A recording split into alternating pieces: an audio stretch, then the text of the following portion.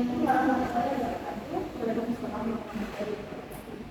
Izin perkenalan diri, saya Arya Abdullah selaku moderator yang ditunjuk oleh pelatihan untuk melaksanakan mediasi dalam perkara ini.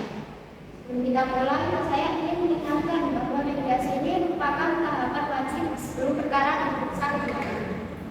Proses ini bersifat tertutup, rahasia dan tidak dapat dijadikan alat bukti untuk persidangan. Maka saya meminta semua pihak hadir dengan itikat baik untuk mencari yang saya dapatkan. Baik, langsung saja silakan dari para pihak untuk mengenalkan diri. Jadi perkenalkan saya, nama saya Fadila Muda, usia saya 27 tahun, saya bekerja sebagai pegawai administrasi di sebuah kantor ekspedisi. Hari ini saya hanya sebagai pihak penggugat. Dan saya di sini bersama anak saya, bersama Najwa Syafira, umur 12 tahun. Terima kasih, silakan dari penggugat. Saya Jiki Sedar Yoga, 35 tahun. Saya bekerja sebagai teknisi jaringan. Saya hadir sebagai penggugat. Baik, terima kasih. Tujuan mediasi bukan mencari siapa yang salah, tapi apakah masih ada jalan untuk memperbaiki hubungan atau mencapai kesepakatan lain yang sama-sama disetujui. Kita mulai dari pihak penggugat. Silakan menyampaikan alasan mengapa penggugat mengajukan gugatan cerai. Baik, alasan saya untuk mengajukan gugatan cerai adalah karena saya merasa tidak lagi mendapatkan perhatian untuk penghargaan dalam rumah tangga. Kami awalnya baik-baik saja, tapi setelah 1 tahun menikah, komunikasi makin drastis. Itu sering pulang larut malam, tanpa kabar dan ketika saya tanya, jawabannya selalu singkat dan defensif. Saya juga merasa rumah tangga jatuh sepenuhnya pada saya. Saya juga bekerja, tapi tetap harus menyiapkan semuanya sendiri. Terima kasih. Sekarang saya dipersilakan. Yang disampaikan penggugat tidak salah.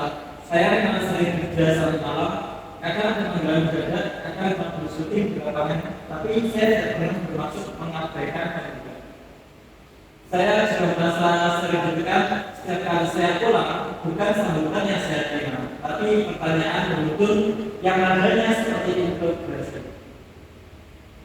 Lama-lama saya merasa rumah bukan lagi tempat istirahat, padahal harapan saya pulang di rumah untuk bisa istirahat dan tenang, tapi malah bukan seperti itu. Kalau kamu pulang jam 4 dan punya mati, masa saya harus sendirian?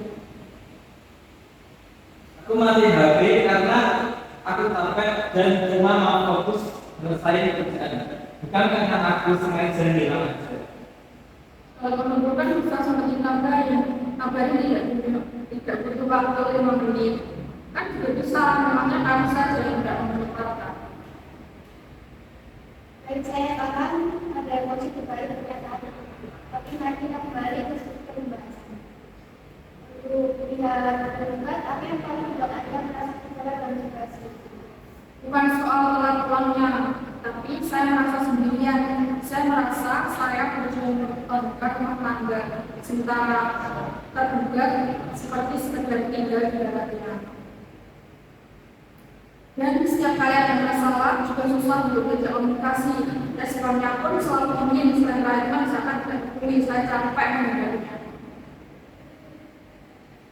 Saya mungkin tidak menunjukkan dengan cara yang penggugat mau, tapi saya tetap berusaha. Saya kerja keras juga untuk rumah ini, untuk kamu dan anak, agar bisa mendapatkan kehidupan yang berkecukupan. Kadang saya merasa kalau saya salah karena diam.